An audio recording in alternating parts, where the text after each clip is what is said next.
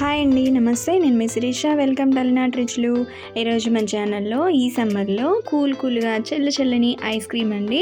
అది ఫ్రూట్తో వాటర్ మిలన్తో చేశాను ice cream. So అది ఎలా చేయాలో చూసేద్దామా.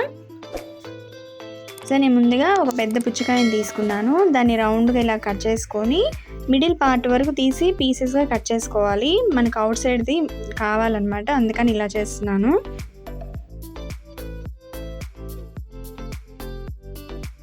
సో లోపలంతా ఇలా కట్ చేసుకొని చిన్న చిన్న పీసెస్గా కట్ చేసుకోవాలి.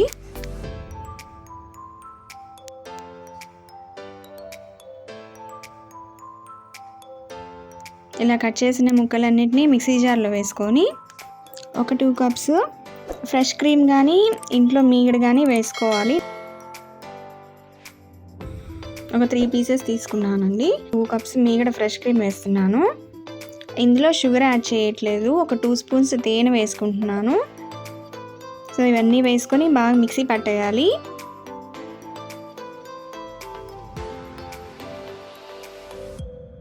జ్యూస్ అయితే రెడీ అయిపోయింది.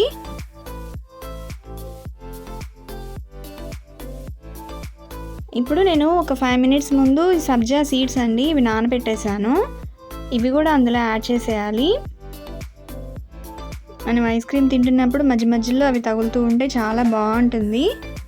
అన్నీ బాగా కలిపేసుకోవాలి. ఒక గిన్నె తీసుకొని అందులో అవుట్ లేయర్ ఉంది కదా,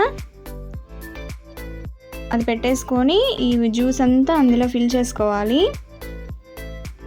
సో ఇది ఫ్రీజర్లో ఒక నైట్ అంతా పెట్టేశానండి.